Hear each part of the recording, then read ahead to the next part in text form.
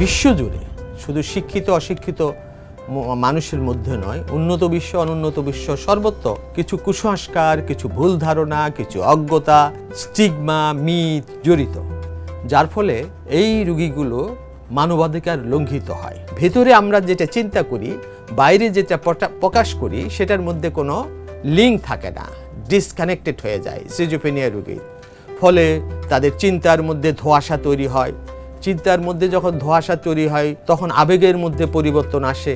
আবেগের মধ্যে পরিবর্তন আসলে আচরণের মধ্যে পরিবর্তন আসে, ব্যক্তিত্বের মধ্যে পরিবর্তন আসে। কিছু কিছু কবিরাজ, বৌদ্ধ এবং অল্প শিক্ষিত মানুষজন কিছু কথা বলে যেগুলো অবৈজ্ঞানিক কথা, যার ফলে এইসব রোগীগুলো ঝাড় ফুঁক, তন্ত্র মন্ত্র দ্বারা চিকিৎসা করা হয় এবং রোগী ক্ষতিগ্রস্ত হয়।